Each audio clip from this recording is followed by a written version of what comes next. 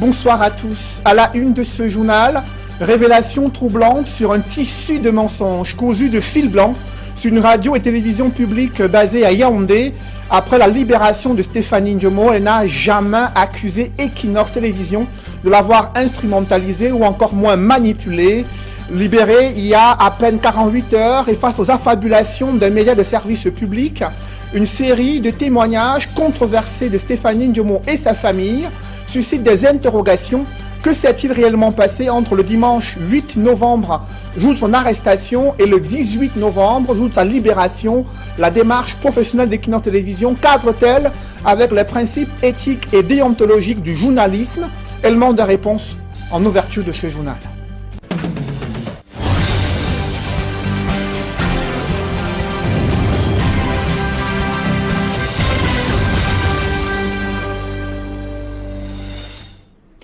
Merci de suivre cette édition complète de l'information sur Equinox Télévision. C'est un coup de théâtre dans le paysage médiatique. Une télévision et radio publique accusent sans aucune preuve et sans aucune investigation digne de ce nom Equinox d'avoir instrumentalisé Stéphanie Ndjomo, invitée de l'émission Parole de Femmes, afin qu'elle fasse un prétendu faux témoignage sur son vécu dans la ville de Kumba, en plein cœur de la crise anglophone. Arrêtée le dimanche 8 novembre 2020, traduite devant le tribunal militaire, accusée de propagation de fausses nouvelles, placée en détention provisoire, elle a été libérée au bout d'une dizaine de jours. Ensuite, Stéphanie Ndjomo tient des propos contradictoires, mais n'a jamais accusé Equinox. Dans une interview accordée à la CRTV, elle n'a jamais accusé Equinox de l'avoir manipulé ou encore instrumentalisé. Pendant sa détention, cette dame confesse à ses proches qu'elle a été contrainte de signer des documents et des déclarations controversées en l'absence de ses avocats. Dès lors, des interrogations fusent. Quelles sont les réelles intentions de ce média de service public à l'encontre d'Equinox Télévision? Suivez d'abord ce premier éclairage de Jean-Paul Chouniat. Si j'ose parler, c'est parce que je me mets dans la peau de celles qui vivent. De l'interpellation de Stéphanie Ndjomo à son audition au tribunal militaire et sa mise sous mandat de dépôt à la prison centrale de Douala le 11 novembre dernier, les auditeurs et téléspectateurs se rappelleraient difficilement avoir entendu la radio-télévision du centre Jamo de Yaoundé évoquer cette affaire sur ses antennes. Mais curieusement, à la libération de Stéphanie Ndjomo, le média de Yaoundé en a fait sa propriété personnelle exclusive en interviewant la mise en cause dans des conditions questionnables, à la seule finalité inavouée de discréditer le professionnalisme avéré d'Equinox Télévision et son leadership incontesté et envié de la chaîne la plus en vue au Cameroun. Ouvrons donc avec le dossier du journal pour comprendre ce qu'on appelle désormais l'affaire du vrai faux témoignage de Equinox TV ou encore l'affaire Stéphanie Ndjomo, du nom de cette dame reçue par la chaîne 8 jours après le massacre de Kumba. Dans un récit des plus poignants, elle va partager la prétendue douleur de la perte de ses jumelles, près de 10 minutes d'un mélodrame fictif ponctué par des sanglots dignes des pleureuses professionnelle. Mais voici la vérité à rattraper, la fiction. Lucrèce Mbenga. Dites-nous comment on appelle Stéphanie Ndjomo. Le massacre de Kumba, 8 jours plus tôt, ravive sa douleur. Il y a 4 ans, fuyant les exactions dans la même ville. Dans sa couverture subite de cette affaire, pourtant en cours depuis des jours, cette chaîne de télévision publique, classée 4e dans le paysage audiovisuel camerounais, a dans ses différentes éditions de journaux parlés et télévisés accusé Equinox Télévision d'avoir monté un tissu de mensonges pour incriminer nos vaillantes forces de défense et de sécurité, diaboliser le gouvernement de Paul Biya et ternir l'image du Cameroun. Ceci en faisant avouer à Dame Stéphanie Ndjomo qu'elle a été instrumentalisée et payée par Equinox Télévision et le MRC pour accomplir le sale boulot. Face à la confrontation des faits, donc, ce témoignage poignant sur la mort de ses jumelles s'avère être simplement de la manipulation, un faux, un cas de flagrant délit de propagation de fausses nouvelles. Le plus effroyable, c'est qu'elle avoue, la super chérie, Séverin Alégambélé. Dans l'un des supposés reportages du prétendu dossier consacré à cette affaire, Voici ce que la mise en cause déclare sur les antennes de cette chaîne basée au quartier Mbalade à Yaoundé le 19 novembre 2020. Nous avons fait des sorties où on a pleuré dans plusieurs carrefours jusqu'au jour où on nous annonce toujours dans le groupe qu'on devait se retrouver à Equinox. Donc c'est comme ça que je me retrouve à Equinox, sur le plateau d'Equinox, et je partage cette histoire qui n'est pas vraie. Selon la chaîne publique, Stéphanie Ndjomo a dit une vérité éternelle, utile à ses journalistes et autres détracteurs pour démontrer à Mondovision l'amateurisme d'Equinox Télévision. Seulement, ce mensonge à très courtes jambes est vite rattrapé par des déclarations de la même Stéphanie Ndjomo, puisées dans un échange avec un de ses proches au moment de sa détention. Des aveux contradictoires, en détention et en liberté, auxquels le peuple doit-il se fier désormais? Tantôt je suis un sympathisant de Kanto, tantôt c'est Equinox qui m'a payé. De tous les trois accusations-là, quel est ce que j'avais? J'ai dit aucun. Mais c'est tout ce que j'avais vous dit. Je ne me connais pas. Personne ne m'a monté. Personne ne m'a monté, ni Equinox, ni MRC. Personne ne m'a monté, personne ne m'a payé. C'est tout ce que j'avais vous dit là-bas. Si mon histoire a attiré le Cameroun ou bien les a portés à atteinte, comme lui, il me pardonne parce que j'ai dit que tout le monde n'avait pas ça en disant que ça devait les déranger. Insultant les journalistes de la chaîne du peuple, de faux dieux de l'information, les vrais dieux du mensonge, dans tout leur professionnalisme autoproclamé, n'ont pu démontrer nulle part, dans leurs éditoriaux, chroniques et grands reportages, un seul élément matériel montrant comment Equinox Télévision a manipulé, instrumentalisé et payé Stéphanie Ndjomo de mentir sur la crise anglophone pour mettre en difficulté le régime de Yaoundé. Aucun travail d'investigation n'a été fait par cette chaîne publique. Ces journalistes ayant piétiné le minimum d'équité et d'impartialité dans toute enquête journalistique, dont le respect du principe d'équilibre en est la pierre angulaire dans tout sujet portant accusation d'un tiers dans une affaire. Cette mise en scène ubuesque a été volontairement orchestrée par cette chaîne de télévision qui de plus en plus outrepasse les limites du champ des libertés publiques par une inobservation criarde des prolégomènes du métier de journaliste, de l'éthique et de la déontologie professionnelle. Plus grave, dans une arrogance et un mépris déconcertant envers la chaîne du peuple, personne de toute la substance grise dans la tour d'aluminium du centre Jamo de Yaoundé n'a cru utile, équitable et professionnel d'approcher les responsables d'Equinox Télévision, encore moins l'entourage de Stéphanie Ndjomo, pour espérer entendre un autre son de cloche. La rédaction machinale et même la lecture mécanique de tous ces reportages et chroniques, montés de toutes pièces, montre bien que le dossier était commandé pour justifier la mise en demeure, servie à la va-vite à Equinox Télévision par le ministre de la Communication René Emmanuel Sadi et par ailleurs président du conseil d'administration de l'Office de radio-télévision publique. Ces super journalistes ont si bien défendu leur big boss, se payant même le luxe de donner des leçons de journalisme à Equinox Télévision sur l'éthique et la déontologie dont eux-mêmes peinent à respecter et mettre en pratique dans leur travail au quotidien. D'autre part, cette télévision de Yaoundé toute honte bue accuse la chaîne du peuple de manipuler à coups de mensonges l'opinion nationale et internationale. Pourtant, la télévision de l'hôpital Jamo est déjà certifiée ISO 2009 dans le mensonge, la manipulation et la désinformation au cœur de la nation. Au rang de nombreuses missions d'observateurs accréditées dans notre pays, figurait celle dépêchée par la très célèbre organisation non gouvernementale Transparency International.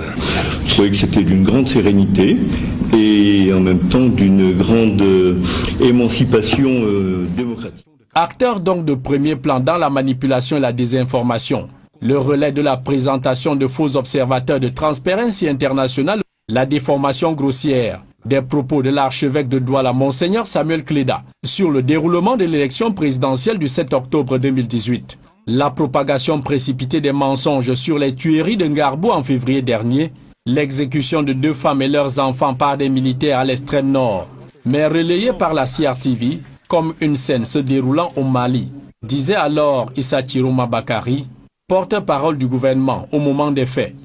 Voilà autant de faits de flagrants délits de mensonge et de manipulation, dont la télévision à 4 lettres n'a jamais démontré le contraire, encore moins présenté ses excuses aux téléspectateurs camerounais. Une fois encore, l'affaire Stéphanie Ndjomo qui suscite plus d'une tonne de questions, notamment pourquoi Stéphanie Ndjomo s'est contredit dans ses déclarations. Pourquoi, une fois libérée, la CRTV est le seul média à l'avoir interviewée en l'absence des autres organes de presse.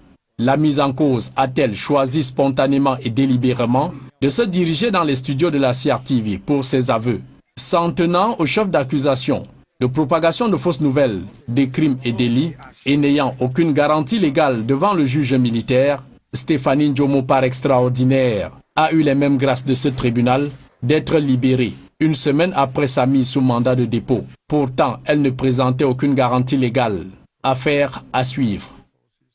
Comment en est-on arrivé à cette situation?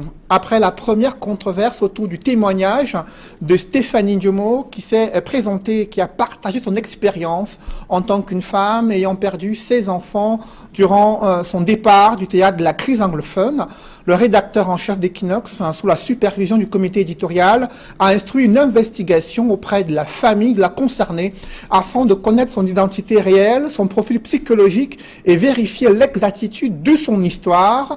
L'enquête a été menée au lendemain de l'arrestation de Stéphanie Ndjomo, à savoir le 9 novembre 2020, et diffusée le 10 novembre dans le journal d'Equinox Télévision. Suivait à nouveau l'enquête menée par Warren Zede et Kediara. C'est dans ces conditions de promiscuité extrême que Victoire Stéphanie Ndjomo vit depuis bientôt 3 ans avec ses enfants. Dans un coin de la véranda, les affaires empilées pêle-mêle, dans ce qui sert à la fois de débarras, de chambre et de dressing. Alors qu'une vendetta s'est levée sur la toile pour qualifier ses déclarations sur le plateau de l'émission Parole de Femmes de mensongères, les enfants de Stéphanie témoignent. Maman a vécu en zone anglophone au quartier Fiango. Elle avec des jumelles et elle a perdu ses jumelles dans la crise anglophone. Elle est revenue ici là chez le papa de ses enfants et puis maintenant on a même fait plus de 3 mois sans se voir. On ne savait même pas qu'elle était déjà rentrée ici là. C'est un jour maintenant, parce que j'avais toujours le même numéro que ma maman a eu à nous contacter pour nous dire qu'elle est là. On est venu ici là, dans sa belle famille, rester avec elle jusqu'à aujourd'hui. L'histoire, telle que racontée sur le plateau de Parole de Femmes, date de 4 ans, en plein début de la crise anglophone. Si Victoire Stéphanie Ndjomo a pu sortir de la vivante, il faut dire qu'elle n'a pas pu emporter grand-chose avec elle, d'où la difficulté à retrouver des photos de ses enfants décédés et même des documents officiels. Parce que tout a été brûlé, perdu dans la crise, y compris même ma mère qui a eu son acte maintenant. Si on veut bien constater, son acte n'a plus d'écriture, ni de signature du maire et tout. C'est juste son nom qui est en haut et quelques images, quelques écrits qu'on voit. Le reste, on ne voit plus parce qu'il n'y a pas de soutien, il n'y a pas de signatures. Et c'est à cause de ça qu'elle n'a pas pu faire la carte d'identité depuis. À cette époque-là, après avoir parcouru de nombreux kilomètres dans la forêt, elle se retrouve finalement dans le Mungu avec ses compagnons d'infortune. De là, elle prend la direction de Bonasama, au quartier Bonaberi, où réside le père de ses jumeaux décédés, dont la forêt. Ce dernier vit chez son père à lui, et c'est lui qui accueille Stéphanie dans sa maison. Je sais qu'elle a fait la zone, puisque d'ailleurs elle est parfaitement bilingue. Il y a environ 3 ans, 3 à 4 ans même, que je l'ai adoptée, elle est là, elle venait maintenant, elle est là. Je sais que Victoire défend toujours la bonne cause. Vous comprenez, quel que soit ce qu'elle peut même dire, s'il faut seulement considérer ce qu'elle a dit.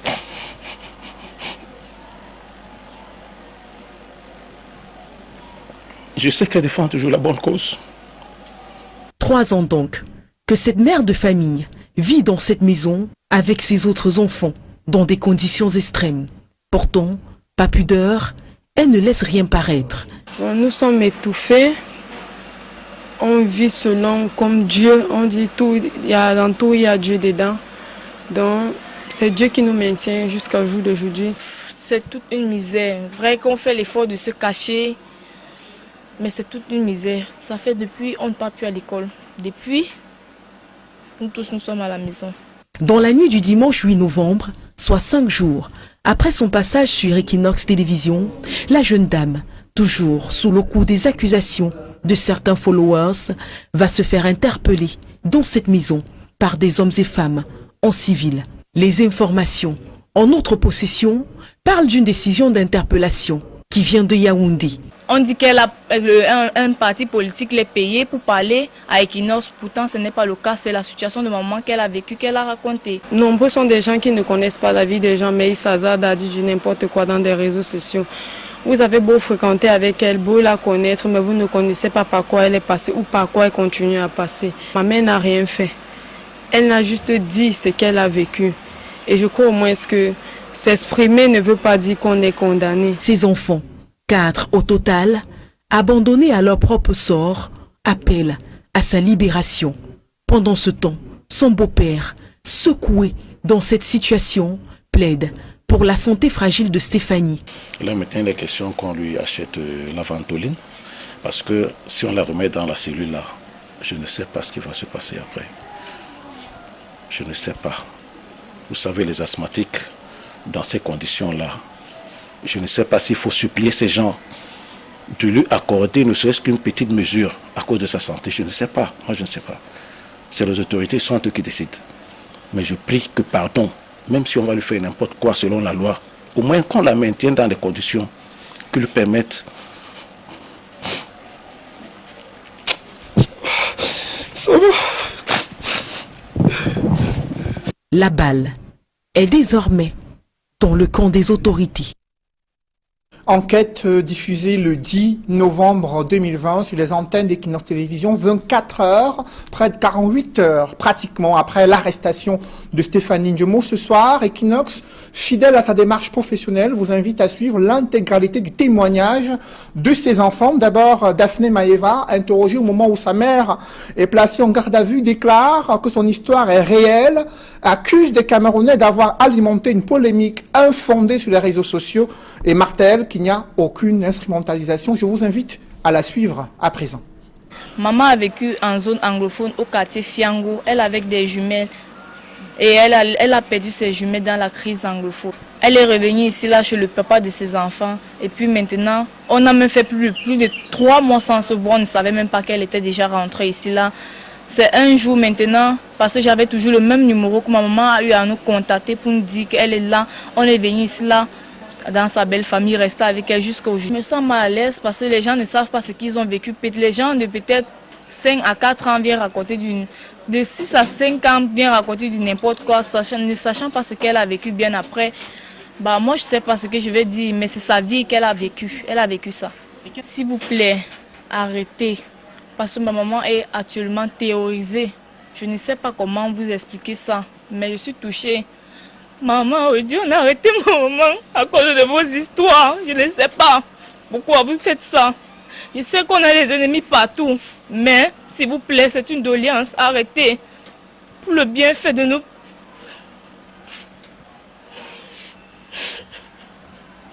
S'il vous plaît, de grâce, arrêtez.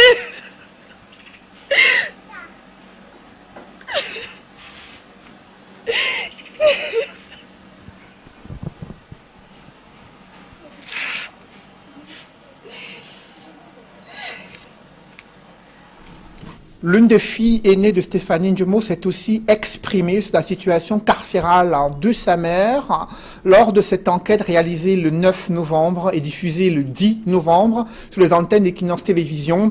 Elle confirme les propos de Stéphanie Ndjomo tenus sur l'émission Parole de femmes. Elle a exhorté les Camerounais et les autorités administratives à être plus sensibles à leur situation de misère et de pauvreté. Je vous invite à suivre Stéphanie, l'une des filles aînées de Stéphanie Ndjomo.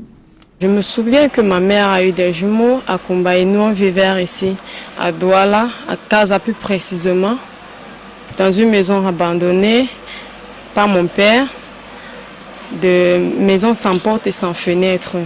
Et ma mère a eu des jumeaux à Kumba et elle a perdu ses jumeaux. Elle est arrivée ici sur Douala, on n'avait même pas de contact. C'est 3 mois après qu'elle a pu contacter ma petite soeur parce qu'elle avait toujours son même numéro pour lui dire qu'elle est là. Qu'on s'est retrouvé aujourd'hui à Bonassama, dans sa nouvelle belle famille qu'elle s'est installée dedans et qui nous a accueillis jusqu'au jour d'aujourd'hui. Et toutes ces histoires que ma mère a racontées, c'est son histoire et cette histoire est très réelle. Aujourd'hui, je m'adresse devant les médias pour demander, s'il vous plaît, arrêtez, car ma mère n'a rien fait.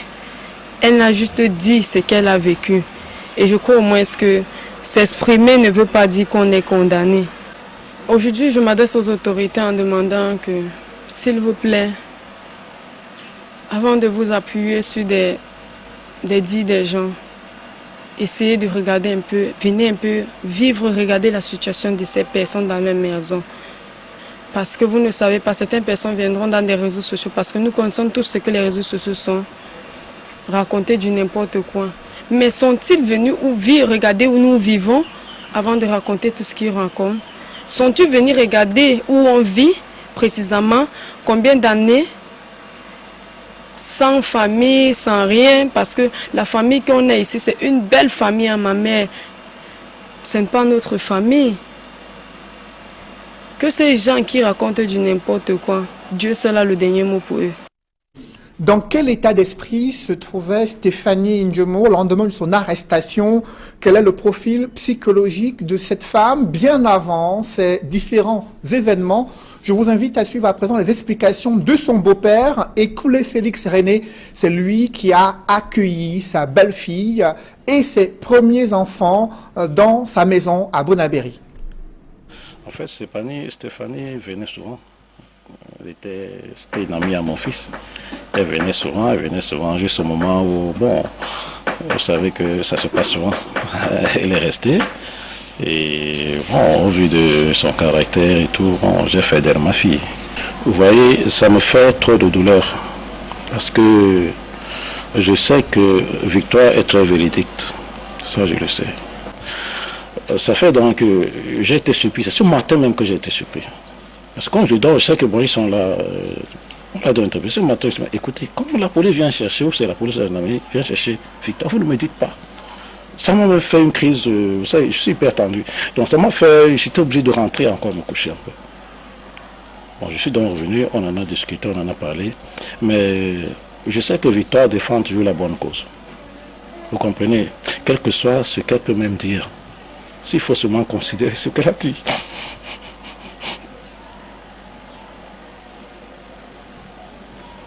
Je sais qu'elle défend toujours la bonne cause. Je vais à la PJ, on m'a orienté. Je ne la retrouve pas. Je vais à la Légion. C'est là où on m'oriente au groupement. Mais l'état dans lequel j'ai trouvé ma fille, sachant qu'elle est une malade, elle est asthmatique. Elle suffoquait. Elle suffoquait vraiment. Je ne me suis même pas approché d'elle parce que je me connais aussi. Je pouvais éclater la main en sanglots. Je ne sais pas. Vous savez, les asthmatiques, dans ces conditions-là, je ne sais pas s'il faut supplier ces gens de lui accorder ne serait-ce qu'une petite mesure à cause de sa santé. Je ne sais pas. Moi, je ne sais pas. C'est les autorités, sont eux qui décident. Mais je prie que pardon, même si on va lui faire n'importe quoi selon la loi, au moins qu'on la maintienne dans des conditions qui lui permettent.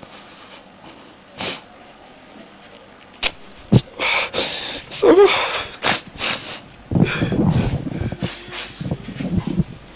Vous venez de suivre Ekoulé René et les deux premières filles de Victoire, Stéphanie Ndjomo, interviewées le 9 novembre 2020, des interviews qui viennent d'être diffusées en intégralité au moment où Stéphanie Ndjomo a retrouvé la liberté et a déclaré sur les antennes de la CRTV que son histoire n'est pas vraie.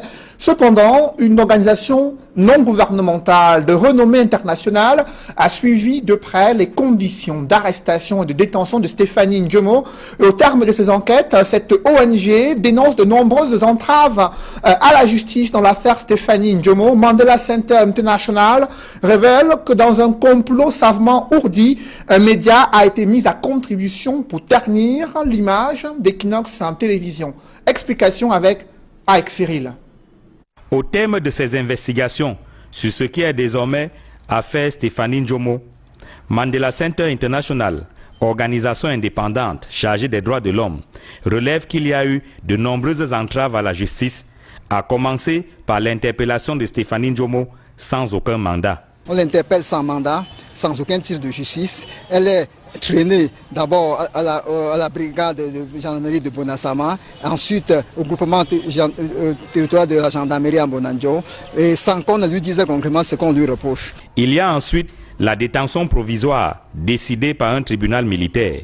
Nous apprenons qu'elle a été placée sous mandat de détention provisoire par un juge d'instruction militaire. C'est une affaire de droit commun.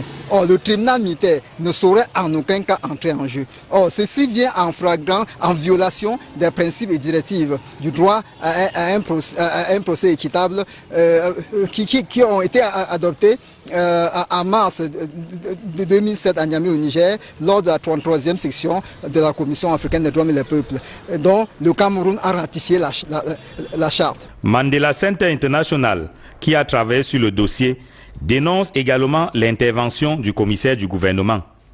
Ce dernier a ordonné l'extraction de la prévenue de la prison de New Bel à Douala en lieu et place du juge d'instruction. Le commissaire du gouvernement, auprès du tribunal militaire de Douala, entre en jeu.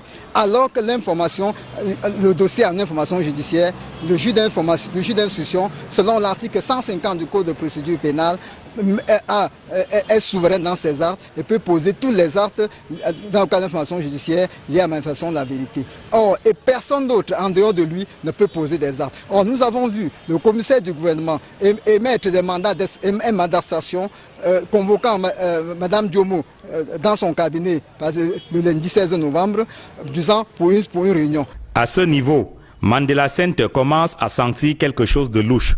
D'autant que Stéphanie Ndjomo est conviée à une concertation dans un lieu secret. Même son avocat n'y a pas accès. Il y a eu une concertation qui a regroupé, outre Mme Ndjomo, sa cousine, le juge d'instruction, le commissaire du gouvernement et au cadre du ministère de la Défense qui est venu de Yaoundé. Au cours de cette concertation, l'avocat n'a pas été autorisé à assister sa cliente. Au terme de la concertation, ce qui est encore plus dérangeant, c'est que Mme Ndjomo a été entraînée dans un lieu secret. Mandela Center soutient que selon des informations en sa possession, un deal a été noué dans ce lieu secret.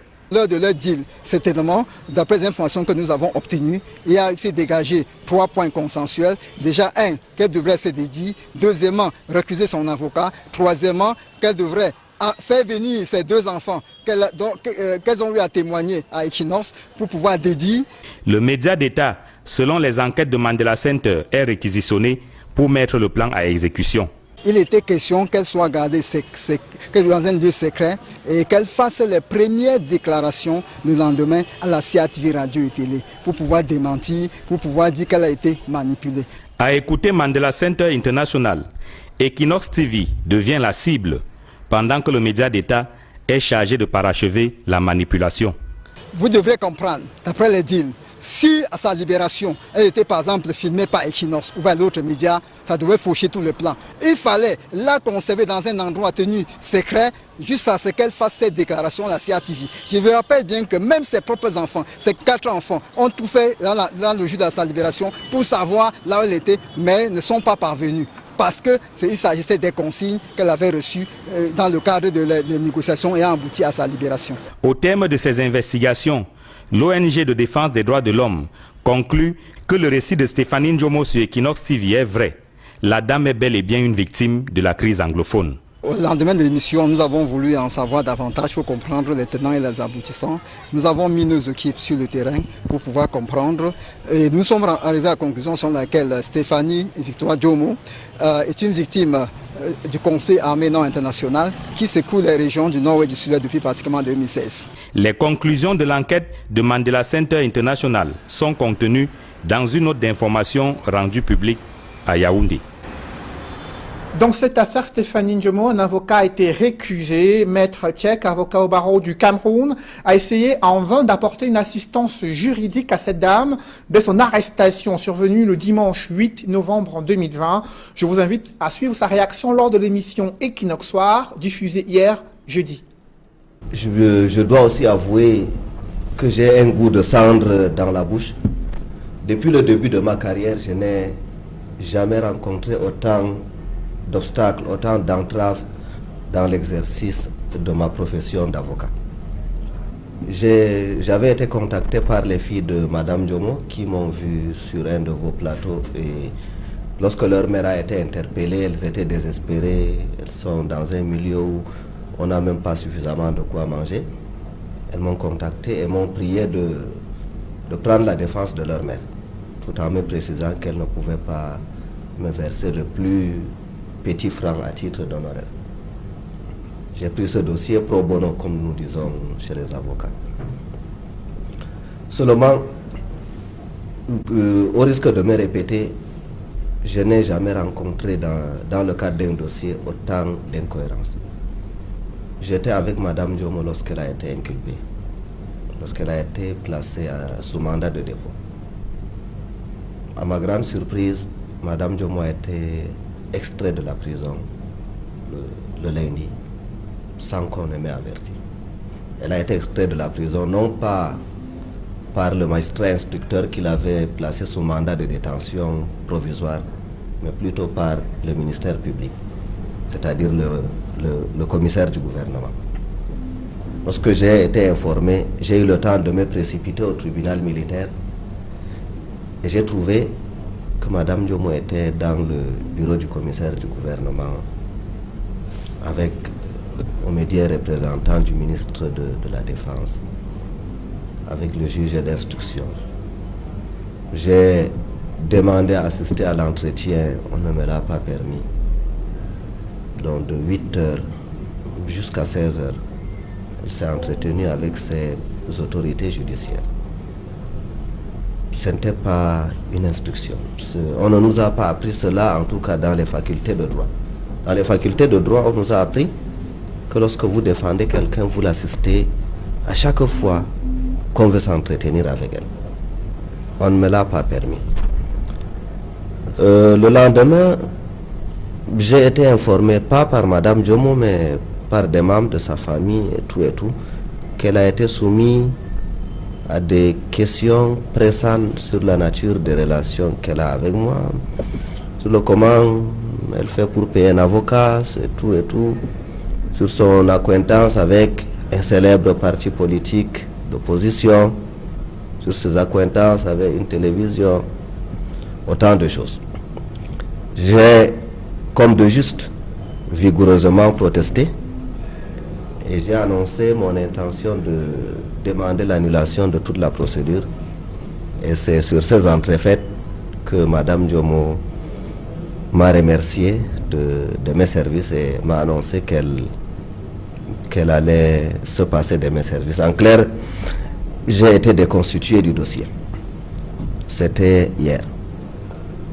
Déconstitué de ce dossier. Ensuite, il y a eu la libération de Stéphanie Djomo qui a déclaré sur les antennes de la CRTV que son histoire n'est pas vraie. Equinox Télévision a reçu une interpellation du ministre de la Communication le 12 novembre 2020. René Emmanuel Sadi met en demeure la chaîne en s'appuyant sur les supposées déclarations de Stéphanie Djomo dans le cadre de l'enquête menée par les services spécialisés.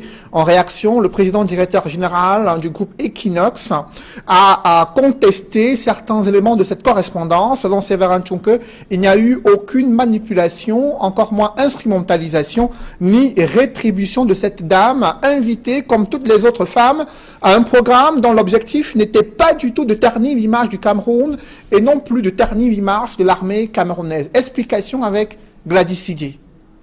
Le ministre de la Communication, en date du 12 novembre 2020, a adressé une mise en demeure au groupe Equinox.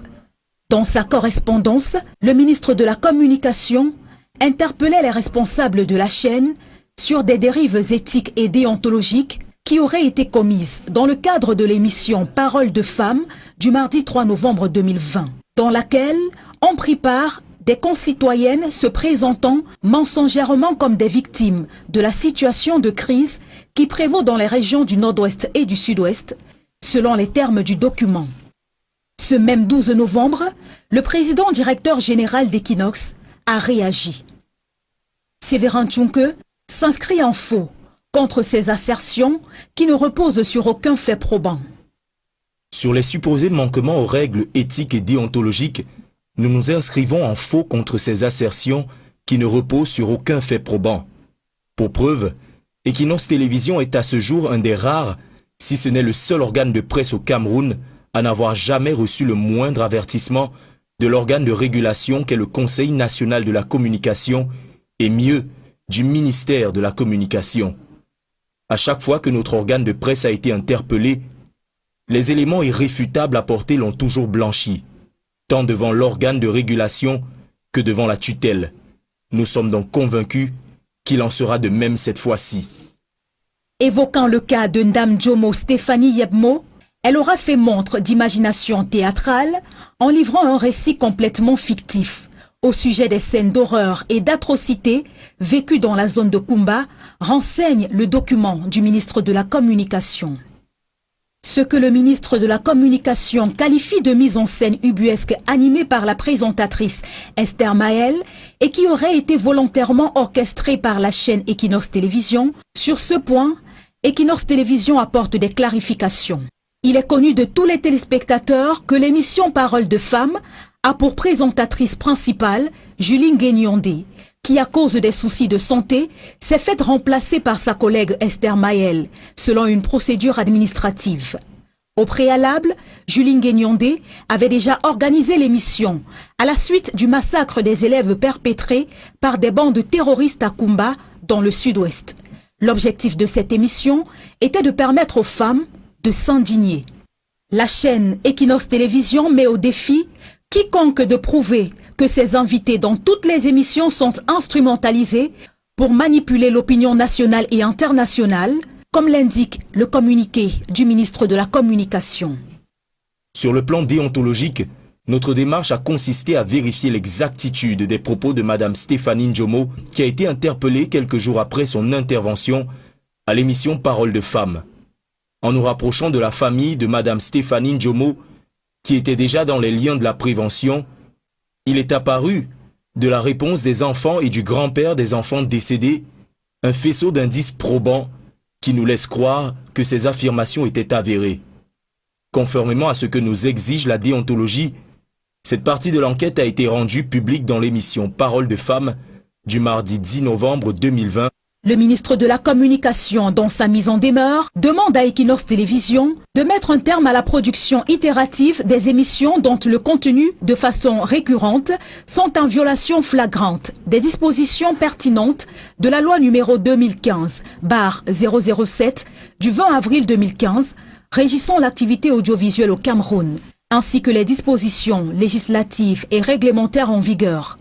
En guise de réponse, le président directeur général d'Equinox fait savoir que la chaîne a maintenu toutes ses émissions et réaffirme que ses programmes sont produits et réalisés dans le strict respect des règles éthiques et déontologiques, dans le professionnalisme et en toute responsabilité, selon les canons du métier de journaliste.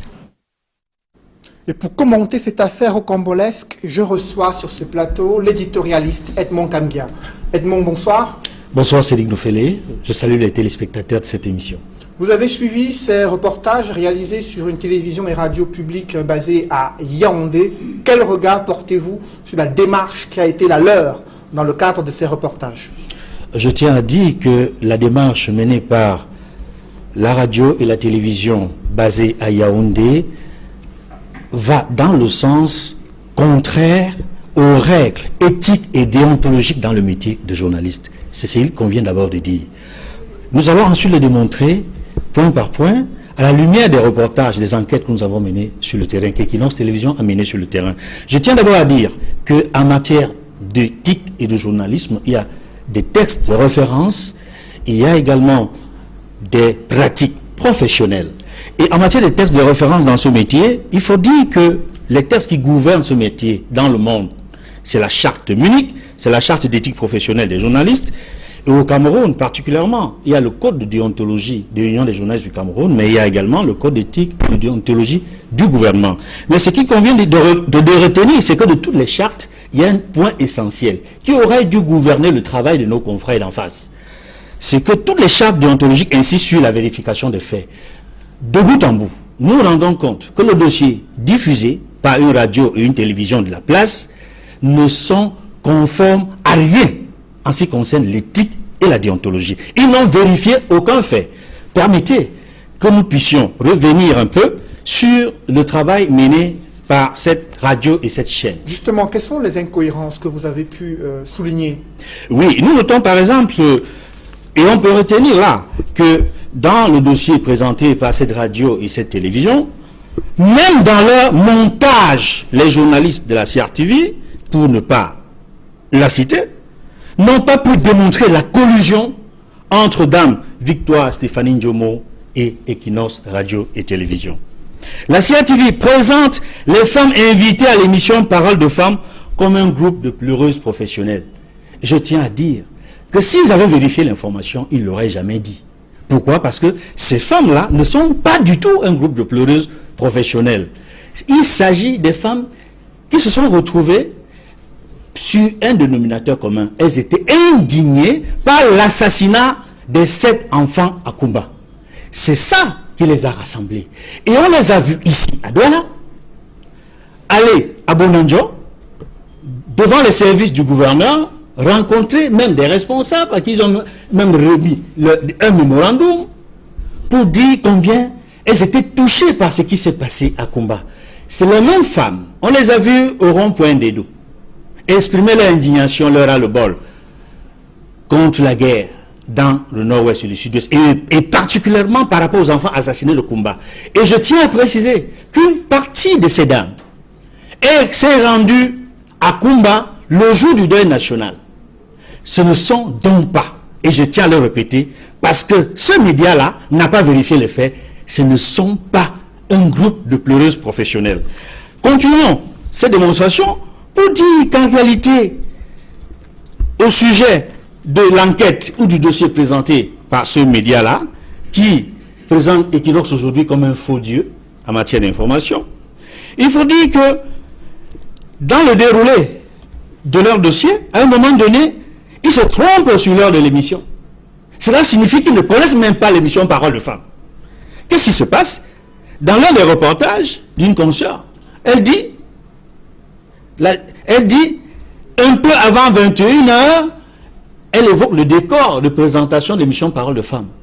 Parole de femmes n'a jamais été diffusée avant 21h les mardis. Ça passe forcément après Equinox Soir. Et tout le monde sait. Tous les téléspectateurs fidèles d'Equinox Soir savent qu'Equinox Soir commence à 19h. Il y a le journal à 20h, il y a le débrief. Et puis, l'émission s'achève à 21h. Parole de femmes commence au plus tôt, à partir de 21h, 5 minutes. Mais quand dans leur reportage, ils disent avant 21h, je crois qu'ils parlent de quelque chose qu'ils n'ont jamais vu. Pour parler encore de ce média-là, qui semble donner des leçons à Equinox Télévision, il faut dire que ces femmes, évoquant notamment la présentatrice, l'animatrice de l'émission, ils nous ont donné l'impression que c'était une mise en scène et que la présentatrice de l'émission a participé par les pleurs en larmes à cette mise en scène. Non, pas du tout. Il n'y a jamais eu de mise en scène, il n'y a eu jamais orchestration. Ces femmes se sont retrouvées ici, nous ne les connaissions pas. Et vous l'avez si bien dit, on ne rétribue jamais les invités des émissions à Equinox Télévision. On ne les paye pas, on ne les instrumentalise pas. Et pour le dire, au sujet de la présentatrice de l'émission, qu'ils ont traité de participante à la mise en scène, je dois dire qu'en réalité, même si, il faut le reconnaître, il est convenu que l'animateur, le présentateur doit garder la distance par rapport à l'émotion face à un événement dans la présentation, dans l'organisation du débat. Mais il arrive toujours un moment, parce que nous sommes des êtres humains, que l'émotion puisse à un moment donné surgir. Et on l'a vu très récemment aux États-Unis avec l'élection présidentielle. Rappelez-vous, pour ceux qui suivent les débats aux États-Unis sur CNN, on a vu un consultant de l'émission. Lorsqu'il a appris que Joe Biden avait réussi à remporter au moins 5 États clés, on l'a vu en pleurs, en fait, dans l'émotion totale. Et même, on a vu également, lorsque Joe Biden, qui a gagné les élections aux États-Unis, a visité des nurses, un groupe d'infirmières qui s'occupent des malades de Covid-19. Lorsqu'elles ont présenté les difficultés dans lesquelles elles travaillent et le drame qu'elles vivent de voir partir, de voir mourir des personnes de Covid-19, on a vu Joe Biden en larmes. C'est pour vous dire qu'on n'orchestre pas, on n'organise pas la mise en scène des larmes dans une situation. Ça peut arriver parce que c'est dans l'humain que nous sommes. Il faut dire également que SIA TV n'a pas respecté, je l'ai dit tantôt, l'éthique, les règles éthiques et déontologiques, parce qu'il y a dans notre métier, et notamment le premier devoir. Quel est ce premier devoir? Quels sont les manquements sur le plan éthique et déontologique concernant le fond de cette affaire, Edmond Camille? Oui, le premier devoir que l'on peut lire parmi les devoirs, parce qu'il y a les droits et les devoirs dans la Charte de Munich qui gouverne ce métier.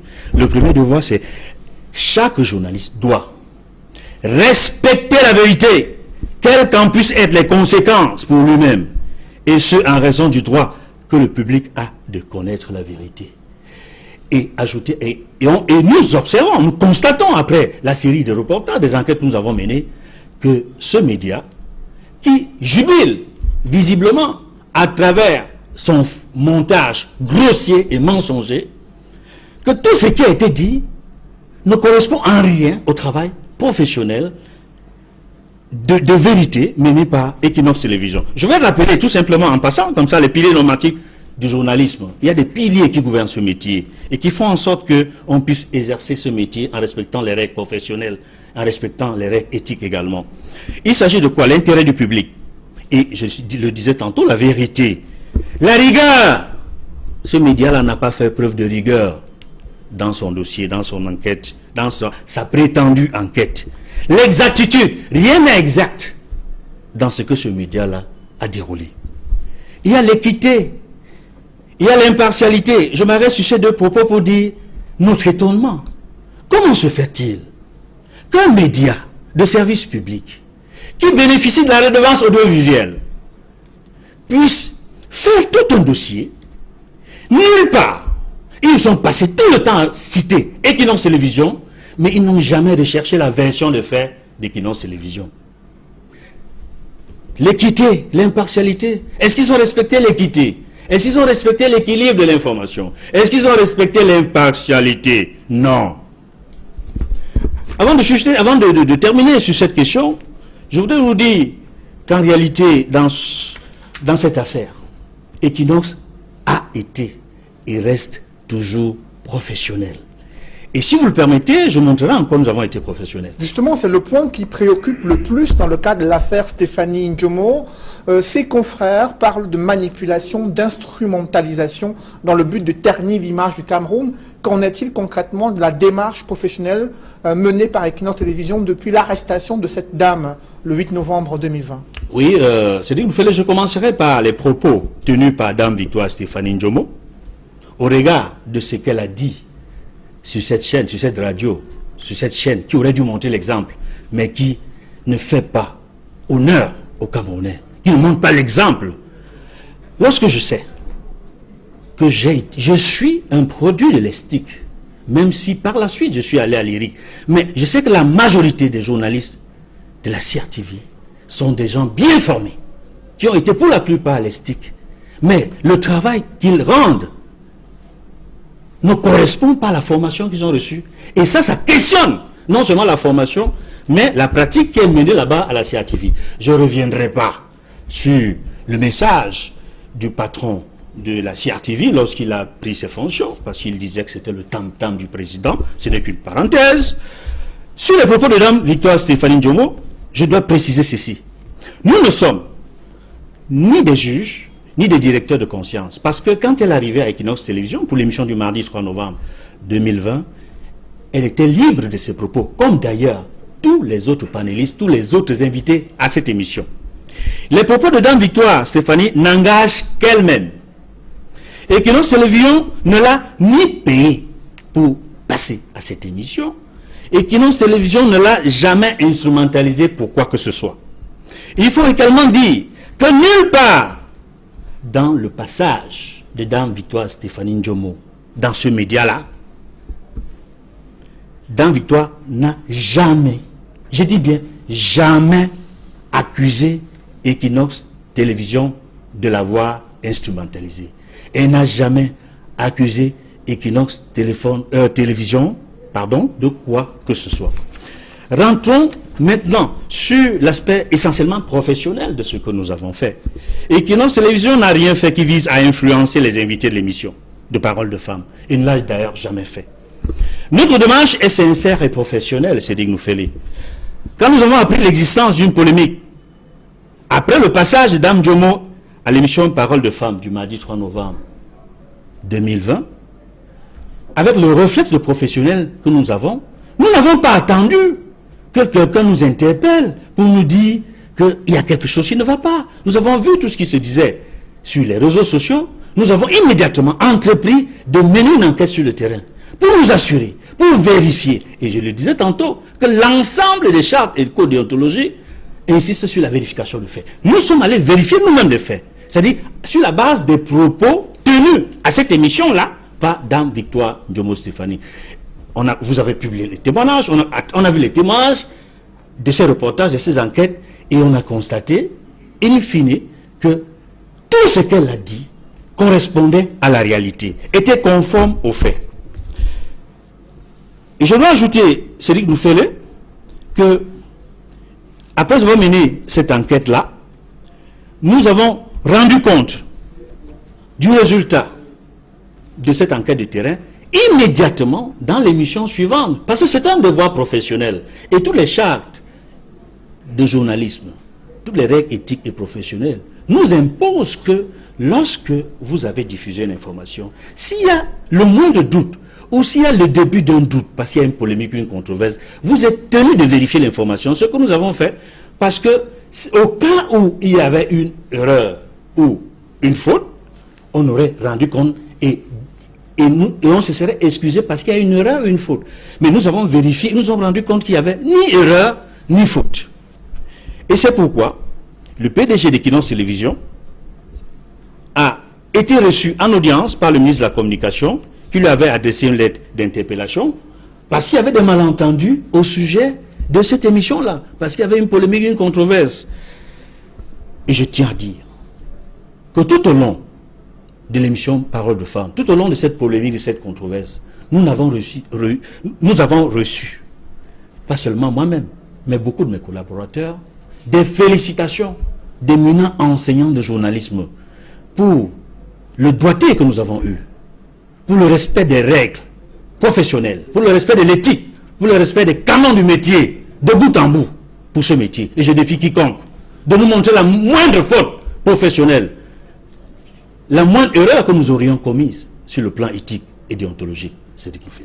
Merci Edmond Kamdia pour toutes ces explications et ce cours magistral de journalisme. Je précise que vous êtes éditorialiste au sein du groupe Equinox Télévision. Dans ce journal,